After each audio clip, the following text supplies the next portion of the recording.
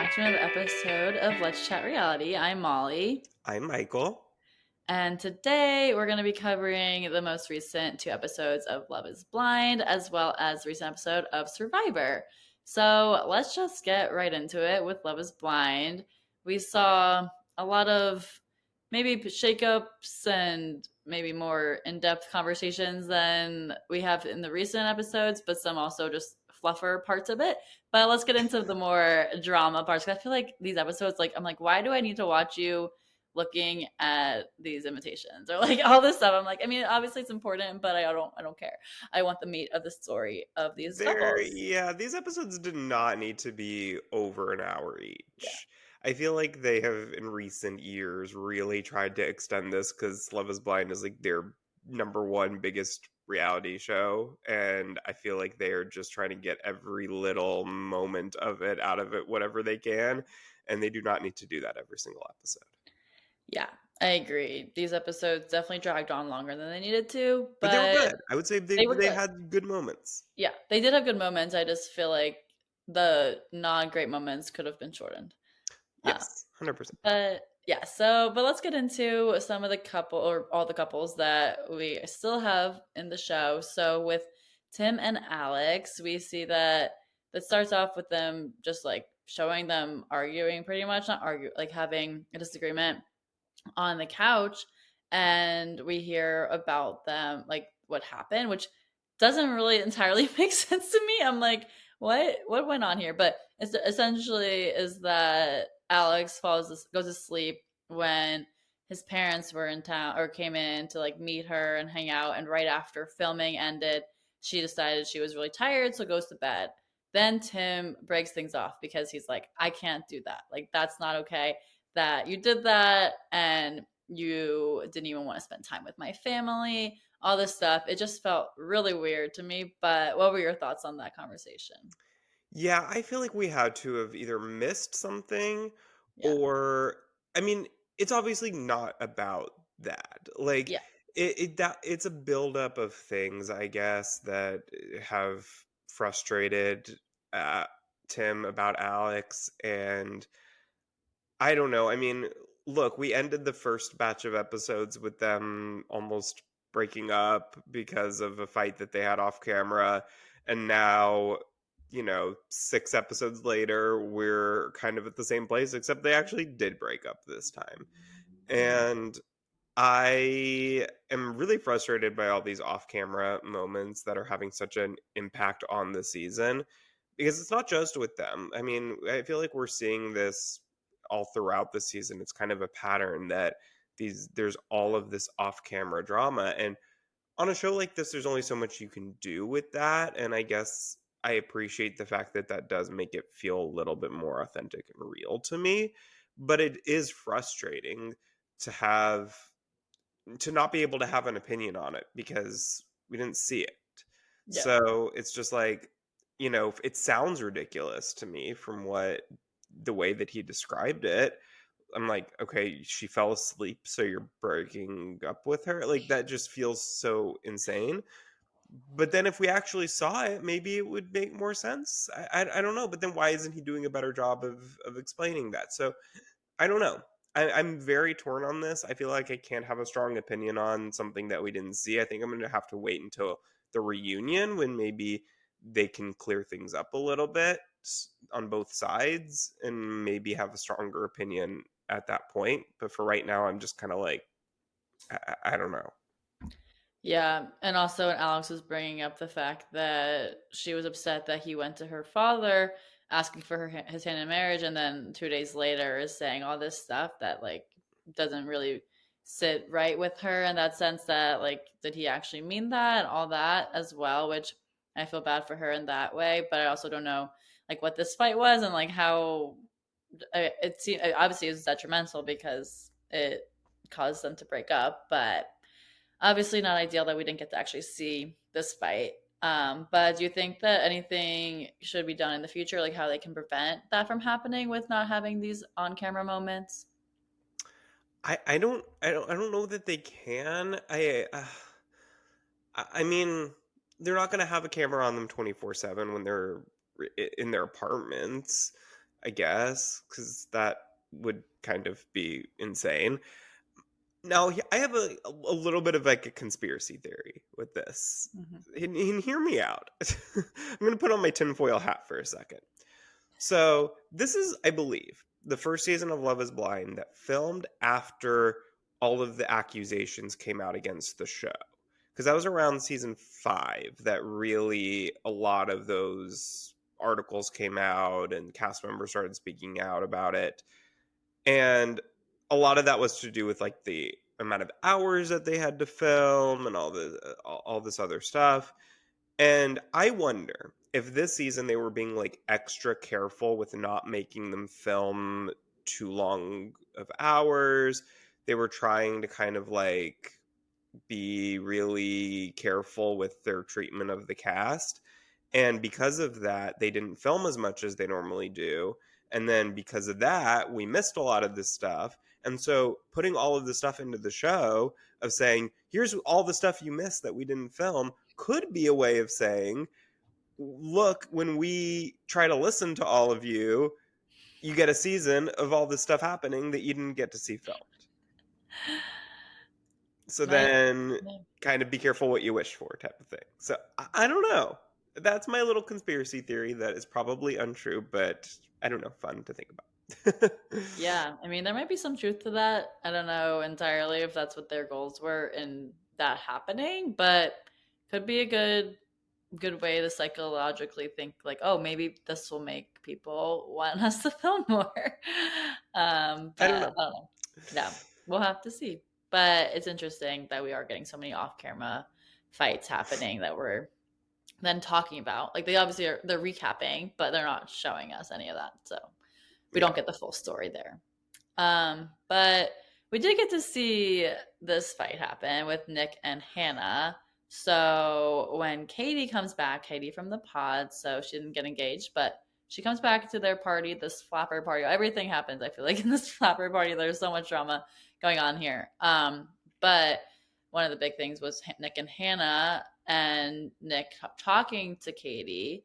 So we see that there is like maybe a little bit of flirtation, maybe it's mostly friendly, but like in a way that it maybe shouldn't be coming across for someone who's engaged. And I think that overall the things Nick was saying to Katie, like obviously like maybe like they're nice things, but not something that you'd want to say if or like Hannah would want to hear him have said. Like even though she wasn't there part of the conversation, she could see them and she could see them talking and like having a great time. But it also like he needs to be respectful of Hannah in that sense. So I think that he did cross a line there slightly in like the way that he was talking with Katie, but I don't know if it should have been like I think they should have talked and that was like a conversation that they had, but I don't think it made him seem like he wasn't totally in on Hannah based on that. But what were your thoughts? No, I totally agree. I think that he definitely, the words that he was saying weren't necessarily crossing a line, but the way that he was saying them, I think definitely felt like, oh, you're like trying to cross a line almost, like is what it felt like. It was like, it almost really felt like he was intentionally saying things in a way to try to get Katie to think that he was potentially open to exploring things with her. Like in a way where like, oh, he can get away with it. It's like very, very calculated. It was like the words themselves were a way that he could easily defend himself if need be, but like with a wink and a nudge, and Yeah. I think that Hannah could see that from across the room, and it definitely could kind of feel a little bit not not the way, not what she would want to be seeing from her fiance.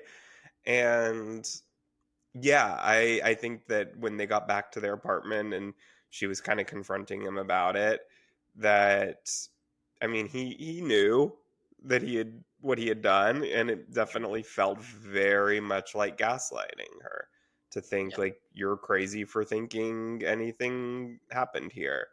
But Yeah, on this instance, I was very much Team Hannah. Yeah, I agree. I feel like also, I mean, obviously in the pod situation too, it's weird because you're having all these emotional talks with someone and then you get to see them for the first time and it's probably a shock to them as well, just like seeing who they are in real life. Hmm. So I think obviously it causes drama for the show, which we like. But in a real world Sure. situation, like this wouldn't really be happening where it's like someone you just talk to, it's kind of their ex, but then it's not because they never were dating. Like that's not a great situation to witness regardless. So yeah, definitely team Hannah on that. But I think that there were already issues, but multiple issues that were throughout the relationship, then that also probably brought out some of those insecurities in those talks that Hannah and Nick were having, but ends up being that we see them breaking up. So obviously, I don't think this is a surprise to either of us that we see this happen. But what were your thoughts overall on how Hannah handled the conversation? Yeah, see, this is where I was like, okay, that situation I was Team Hannah, not so much anymore here. I think that Hannah came off very, very condescending, very like and I said this last week, I think we both said this, that she just doesn't respect him. And that clearly has not changed throughout the course of their relationship. Like, I think in the last batch of episodes, there was a moment where I was like, okay, I could see like their banter's kind of cute. Like, they seem to be kind of giving each other crap, and that's kind of, her love language at least. And he seems to be kind of going along with it. And like I felt like there was some sort of cute chemistry there at times, but here it was just like, no, there's no chemistry. She does not respect him at all. And I think that there's a part of her that probably likes that dynamic of her being able to kind of be the teacher, be the alpha in the relationship. And I think that to a certain extent she does like that, but I just think that there's a base level of like respect that also needs to be there that there never was. And I think that eventually that just kind of came to a head with, the situation with Katie, and just like the fact that the weddings are coming up closer and closer. And I think that she's just kind of realized like, no, this isn't ever going to change. And he is who he is, she is who she is, and those two things just don't go together. But I think that this breakup conversation, so it seemed like they had a conversation before that over text where, eh, I guess he wanted, remind me what that was, that she wanted it to, he wanted this conversation on camera, right? Yeah. And she, I guess, didn't, initially. Yeah, that was what I understood from that too. Also, I mean, I think a lot of it also stemmed from the conversation. Like he just met her friends and all this stuff that happened. So leading up to it, like she just like kind of felt like it was over, I guess, in that moment, or maybe not over, but like she was like ready for it to be over. But Hmm. then, yeah, wanted it to be over camera. I don't know. Yeah, and I guess the way she was trying to make that sound was like, "Oh, you want this on camera because you don't want to look bad. Like you don't want the like retelling of it. Like you Mhm. want to be, like have this moment for the camera." But I think really what he probably wanted, I would think, and maybe I'm wrong about this, but giving him the benefit of the doubt, is that he knew that if it wasn't on camera, that she could twist it and make it sound a certain way of what happened. And he wanted it on camera so that they could this conversation could be, straight to the viewers, and they could see what really happened. And Yeah. she Well, couldn't good on him handle it. to show it that way. Then makes Yeah, him and I look think, better. look, I think she came across not well in this. Hmm. And she came across as very, yeah, very condescending. That's really the only word I can think of to use. Like, it just seemed like she was very aggressive in a way that I don't think she needed to be. Hmm. And then, tore into him. And then at the end was like, but we can still be best friends. I still love you. And I'm like, I don't think you can do that. You can't say these things and act this way towards somebody and then expect that they're just gonna be okay with it and Yeah. not have a rebuttal. I don't know. Yeah. No, for sure. I feel like I just I think she has to like well, kind of what her brother was saying too in the previous episodes, so like she always has to be right about certain things and that I think definitely came across in this as well that like even if he was trying to fight back, like she wasn't allowing for that. Um and like I remember one specific part in the conversation that's like stood out that he said to her, well, like you're not ready for marriage and she's like, "Oh, I'm not ready for marriage." And he's like, "Well, not for me or not with me." Hmm. Which like that stuck. I was like, "Oh wow, like he's right." Because she might want to be married but not with him. So Right, and and why that string it along? yeah, Like why? exactly. It's clear that it's been clear for a little while, but I guess it's just now kind of becoming clear to them, like 100%, that this isn't going to work. Like, Yeah. let's not, just keep going for the sake of continuing. Yeah, it definitely seemed like it had been strung along for a little bit, but then she would say all these positive things about him, and I was like, "Is this real?" Like I couldn't tell, but obviously, like then we find out like they're breaking up, so it worked out that in that sense that like they don't need to be worrying about their problems anymore because they're not meant to be. Yeah. Um, but I'm rooting for Hannah in her life now. It seems like she's grown a lot from it, so I'm excited to see if she talks about that on any podcast coming up or something. But Yeah, I know. I'm really curious to see their conversation at the reunion because I yeah, think that uh, I'm curious to see how and I know she's done some podcasts as well, oh, but like, I'm curious to really see like how she interacts with him at the reunion now that she has seen herself talking to him on the show and how she's yeah, spoken to him. And I just wonder how she'll kind of try to rectify that if at all at the reunion. And if she apologizes to him, if he seems any different than he did a year ago, if he's grown in any way. And I think that'll be a really interesting conversation. yeah. For sure. Well, let's go into our next couple with Ramses and Marissa. So, throughout these episodes with them, I feel like overall, like they had been pretty positive, and then at the end, I was like, okay, now we're going back to their fighting again. Like it kind of showed a lot of positive moments with them. I was surprised about because I really didn't think that was going to continue, and then it still isn't sure. I'm still not sure what's going to happen. It doesn't seem like they should get married, but they're talking a lot about like divorce and how they don't want to get divorced. Marissa's like, I'm not going to get divorced. Everyone's my family's getting divorced, and I don't want to be like that. And then Ramses has already been divorced, so he's like, well, I mean, obviously, I don't want to get divorced again. But overall, with them, like, I just don't totally see it. Like, I think that Marissa just really, really, really wants this to work, and I just don't like. The more that you talk about how you don't want a divorce, I feel like the more divorce is inevitable. Like, like I'm like, I think if you're talking about it this much, like, then something's wrong here because I don't think Yeah. you should be worrying about that if this is the right person. But that's just my opinion on that. But overall, do you think that Ramses is being too sensitive towards Marissa also? Yeah, I mean, I definitely do. I mean, that conversation about like him, like about them sleeping together that they had Mhm. towards I think it was when one of the first scenes that we saw in this batch. That was a little crazy. Like when she was saying like, "Oh, do you know that like there's a statistic about how when women get cancer that there's a higher rate of divorce or cheating, I think it was."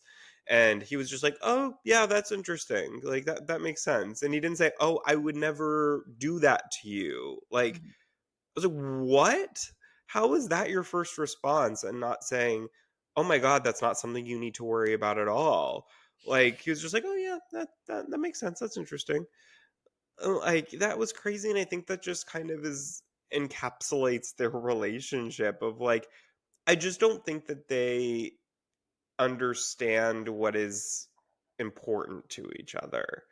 And like I don't know, I don't think that he is sensitive about her concerns and her issues, and I don't think that she agrees with a lot of things that seem to be uh why am I forgetting this word? That's deal breakers for him. Like, we talked in the last batch of episodes, everything with her military background and all this other stuff that seemed to be like very much, and not having, sleeping together enough. We found out in this episode seems to be a deal breaker for him. And with her health issues, that's going to be a problem, and there might be times when they can't. And like all these things that seem to be total deal breakers for him seem to be issues for her, and vice versa. And I just don't think that they quite understand each other. I feel like personality wise they're great, but on their what is important to them, I just don't think that it aligns in any way. Yeah. No, I think I agree. I think that they definitely have like very different fundamental things going on there that it's not gonna work in the long run, in my opinion, just because like those things are not changing in their lives. So Right. then that I don't see how that can continue in that sense. So I do not think that they will get married. But what do you think? I agree. I don't think they will. I don't. I'm gonna guess that he's gonna say no. Hmm. I could be wrong about that, but I don't think that they'll get married. One of them will say no at the very least, if not Yeah. if not mutual both ways. Yeah. Yeah, for sure. Well, a couple that's still together, I mean, well, they're still together, but probably not going to be. But this couple seems to be pretty strong at this point, but with Tyler and Ashley. So even after we get revealed that Tyler has children from being a sperm donor to his friend, that they're still good and things seem even better than they had been. So what are your thoughts on them, and do you think they'll still be together? Okay, this is interesting because yeah, like at the end of the last batch, it ended with his reveal of having children, and it certainly seemed like it was a very strong possibility that this would be the thing that breaks them. But it really didn't. She Mhm. accepted it, and yeah, they seem to be as strong as they've ever been. And I think at this point, it certainly seems like they will get married. Now, I think the big question here is not whether they're going to get married, but if they do, are they still going to be together at the reunion now that it's come out that he still was lying about all this? Like, Mhm. he's saying, like, she's asking him, do they know your name? And he's like, oh, I think maybe they do. There literally is a picture of them like wearing like dad shirts. Like he's in pictures with it. Like, yes, they know what he looks like. Yes, they know his name. Like, what? How is he not coming 100% clean with this at this point? He's still Yeah. trying to lie about it, and it's just insane to me. Like, if you're going to rip that band-aid off, just rip it all the way off. Don't just like halfway and then leave the rest for after cameras go down and you're married. Like, that just seems insane to me. But that's why I'm going to be really interested to see now that she knows all of this information and knows that he was still lying. What if they do get married, which I think they probably will, is that a divorce now? Yeah. Which is sad for Ashley if that happens, just because I wish that Yeah. she knew all the information going into it. But at this point, I do agree. I think after seeing their like jumping out of the airplanes and doing that, I think like it's leading up to them saying yes. But then I do think that in the reunion, we'll definitely get to see some, so maybe not so great information, but we'll have to see what happens there. And last but not least, let's get into Garrett and Taylor. So one big update or storyline in their episode in this episode these episodes with them is that Garrett had liked slash responded to an ex's message to him on Instagram, and then Taylor finds out that he responded or said that he liked it, and then later on, like they're at the party and he said he responded. It wasn't just a like. And so before they even got to the party, though, Taylor was expressing her concerns overall with like the fact that he even just liked it, like just say like, oh, like I'm engaged, like don't reach out or whatever, like trying to just shut it down. And then he didn't do that, but he wasn't thinking about it like in that moment, which I get. I've had the same actually experience. But yeah, Oh. I can go into that a little later. But Sure. basically, yeah, I understand both sides of the story in a sense. But so when he then brings up that he actually did respond, that upset Taylor even more because she wanted him to be honest with her in the first place of like, first of all, like don't respond, but then second of all, like if you do respond, like say what's happening here to me. But it does seem like they get through this. Obviously they do, but I think that an ex. So now I can bring in mind. So I think when there's like an ex situation that reaches out, if you're a nice person like me and like Garrett, you're like, okay, like let me just like this. I don't want to like totally ghost them. I'm not gonna try to reach out back to them. Like, but I don't want them to think I'm a bad person. Not like I don't want anything to do with that person anymore. It's just like, oh, like there's nothing really like to harm in my sense that I'm doing anything. I'm just like, Right, okay, right. I'll just like this, like whatever, and like not try to do it. I'm not trying to do anything with that person. Like obviously was happy in that relationship that I was in at that time, so like wasn't trying to sacrifice that. This came to be a huge, huge blow up fight. I think Taylor handled this really well, but in my experience, was not that well. I think Taylor was really well spoken and like sharing her concerns about it, and obviously, Garrett was really remorseful in that sense as well. And he didn't see it in that way that like Taylor was feeling, and he wasn't thinking, obviously. So now that he knows that, and like they had a conversation, they were able to have that boundary. Like that's what happened with me and my ex. Was like he was like, well, don't, if someone reaches out from your past, like say that you're in a relationship and you don't want to talk to them, or just don't respond.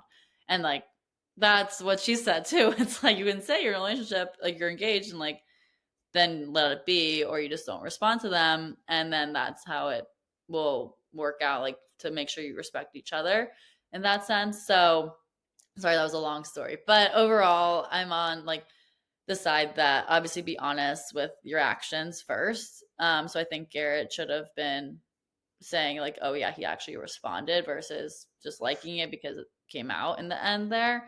But overall I'm glad that they worked through it.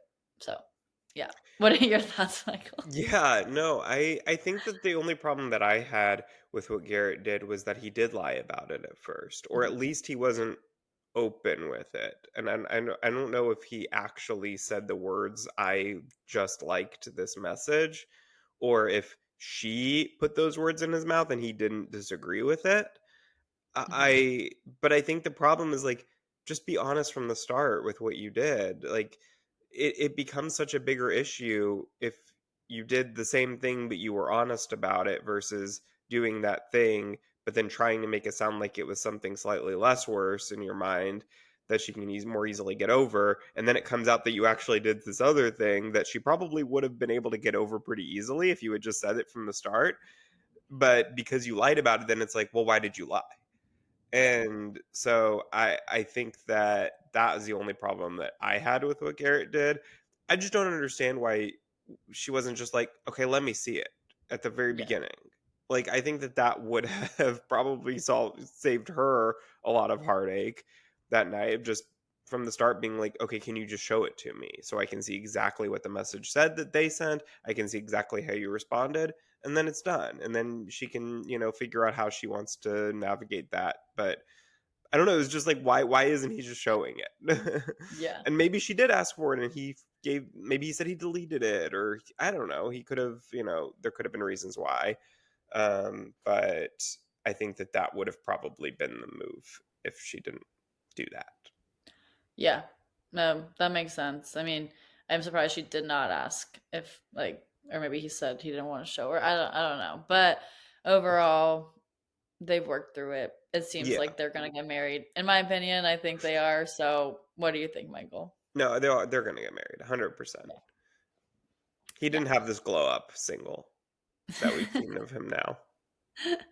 Yep, exactly. He has to still be with Taylor because of that. Yeah. There's no other reason. But yeah, that's all for Love is Blind for this week. We're excited to see the finale this week, and we'll cover that next time. But now let's get into some Survivor. Yes, so Survivor 47, episode 5 aired this past week, and we saw a new twist for Survivor, which is pretty rare these days that we see kind of something brand new like this, because pretty much of the new era, 41 through 47, seasons have been very, very similar in format. So for us to get something new like this is kind of exciting.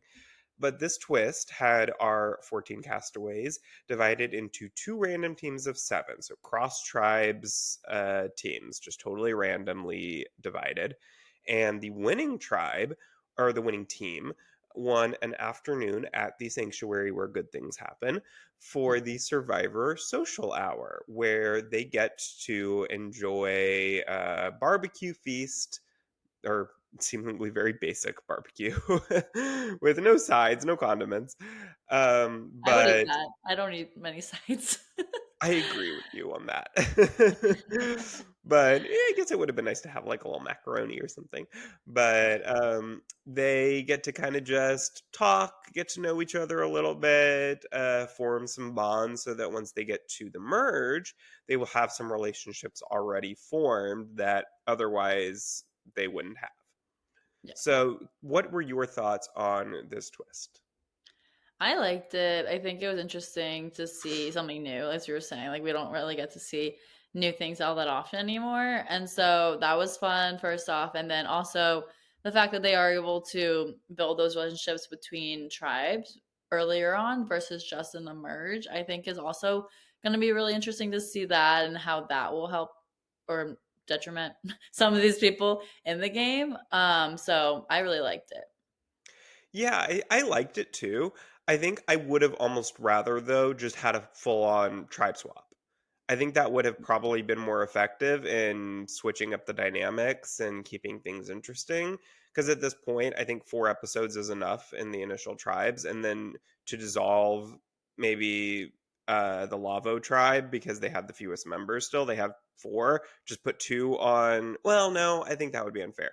But just divide them into two tribes, I think. Dissolve the three tribes into two for a couple weeks before going to the merge. I think that would have been probably my preferred method here of shaking things up. But if we're not going to get that, I did enjoy this twist. I think that it was a good twist still. Yeah, I thought when we first were going to that challenge that they were gonna merge into two tribes, and then obviously then that didn't happen. But so I had the same kind of thought, but it worked out enough, I guess, in a sense that like they didn't want to make it into two tribes, but they make it into two tribes. But overall, like it was interesting to see. Yeah.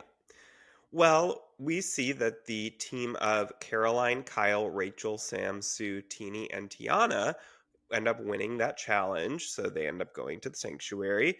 And at the sanctuary, we see some interesting moments here when they're all together eating. That Sue calls out Sam and Sierra as a pair, which Sam tries to deny.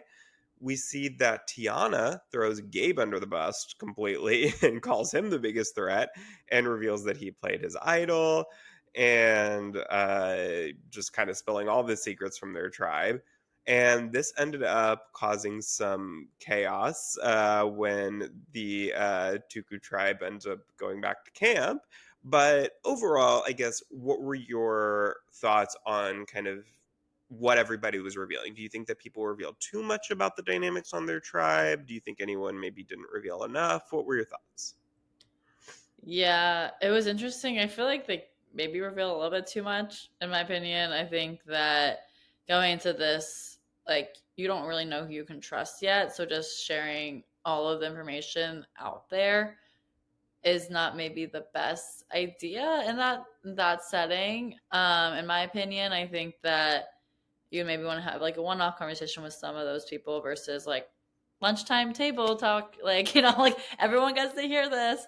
And I think that could have like now it's like seeing now that there is aftermath obviously from it, that it wasn't the most ideal situation there. So what are your thoughts?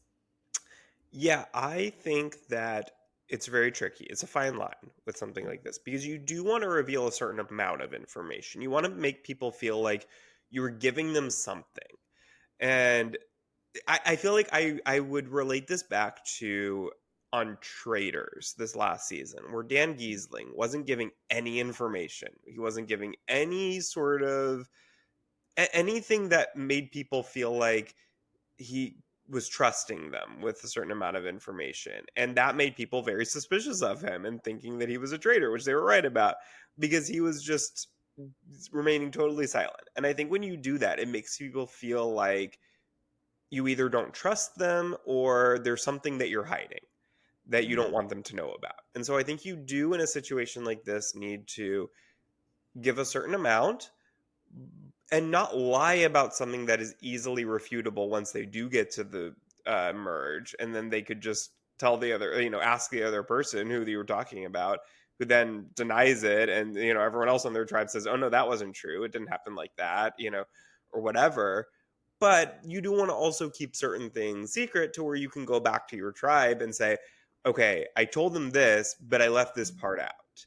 It's to protect you. And then they can be like, oh, thank you. You could have thrown me under the bus, but you didn't. So I appreciate that.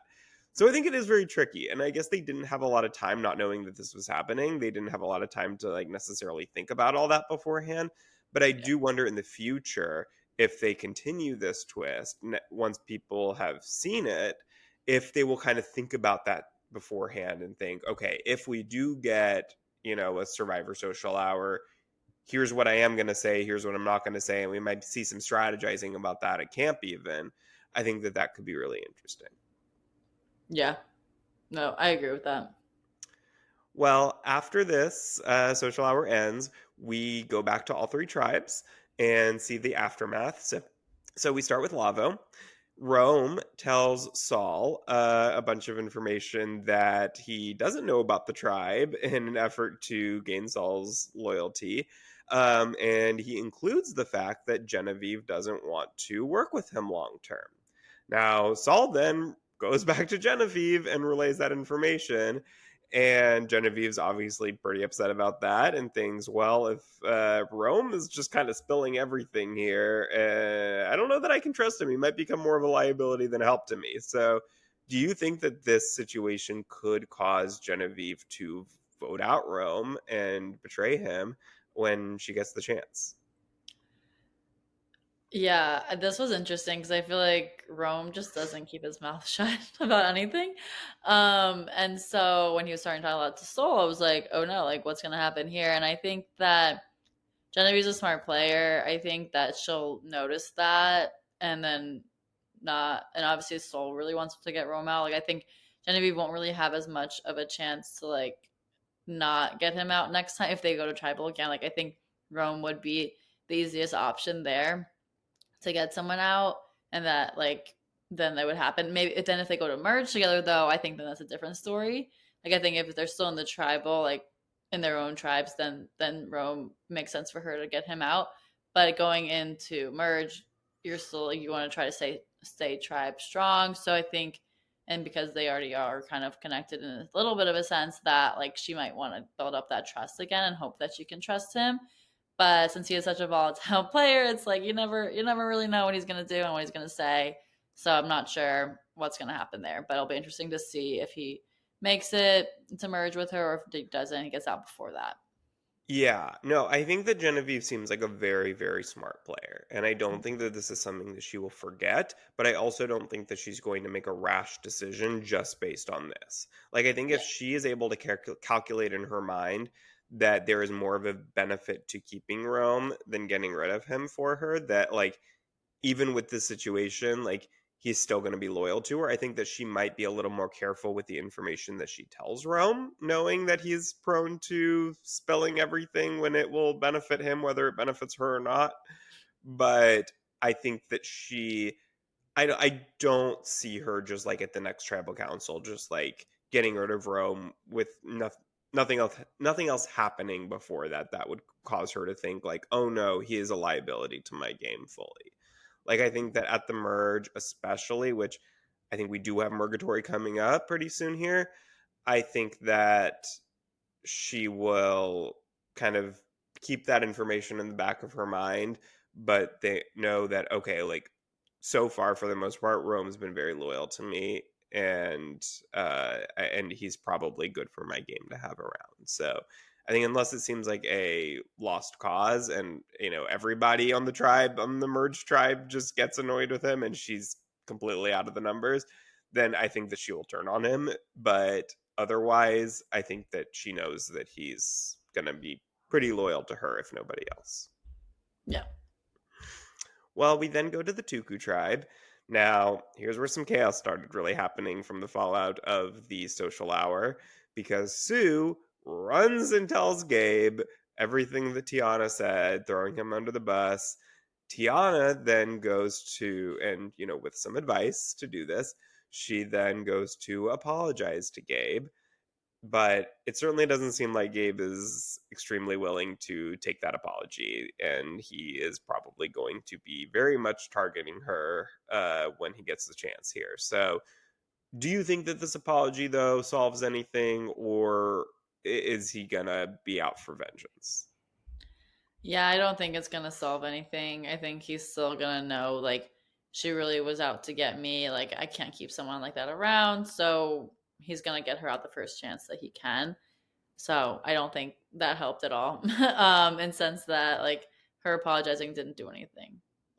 Yeah, I agree. And I think that this is a situation where even at the merge, like I don't think they're going to be too strong. I think it is still going to be Gabe versus Tiana trying to get each other out. Like I think that they will both be very, very willing to cross tribal lines and work with another tribe to get the other one out. It seems like they just do not trust each other.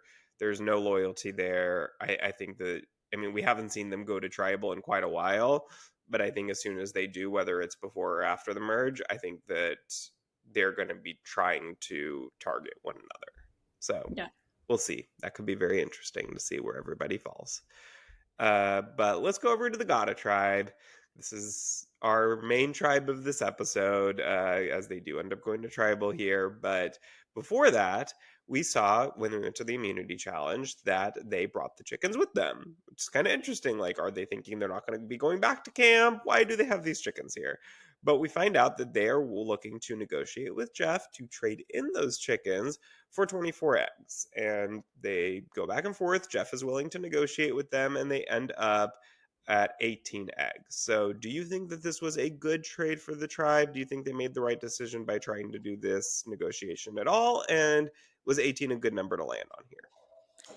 I think that, I mean, it was funny to see like the negotiations happen just because it's always fun to see Jeff try to like down the offers, and the offers that he's giving are like sometimes like, why is he even suggesting that? Like he's obviously doing it to like negotiate back. But I think it makes sense in that way because they have to wait a while for eggs to come from the chickens. We were also just talking about this, like, do they kill the chickens and then get the eggs? But at Right. this point, like were able to get a lot of eggs out of these chickens without even having to eat the chickens or wait for it. So I think it was a good trade. But what were your thoughts? Yeah, I think this is like the best of every world here. Like they I think made a really smart decision by even trying to do this. Like this is something that I feel like a few years ago no tribe would have even thought of doing this, but because we've seen these negotiations lately with Jeff, it seems like that's just kind of a known thing that he's potentially willing to do, so you might as well try it. And yeah, I think they absolutely won here because they didn't have to kill the chickens, which it seems like at least Sierra and potentially some other people on the tribe were not comfortable with doing. And they don't have to wait for the eggs to come. So, and it seemed like the eggs were breaking as they were coming out and they were having all these issues. So I think that this was, yeah, very smart of them to try. And I think they ended up getting a pretty good deal here. Yeah. So it ends up that they do still lose this immunity challenge. And we see when they go back to camp that Annika and Rachel are looking to target Andy, while Sam in particular is looking to target Annika. So the big question was going to be, because Sierra was very conflicted about this, like, is she going to go with Sam and Andy, who is also willing to vote for Annika, or does she go with her girls and target Andy? So, do you think that, and we eventually see that Sierra ends up going with the boys, and Annika is voted out here in a huge blindside to her, a reaction for the books, I Yeah. think that that was an ending that we will remember for quite some time. But do you think that that was the right move for Sierra to go with the boys here, or should she have tried to go with Annika and Rachel to get Andy out? Yeah, this was interesting seeing like the results of it, obviously. Like I wasn't totally sure. It seemed like cuz she is really really close to Sam that she was going to stick with the boys here. But she obviously was really torn about it and was upset to vote for Annika.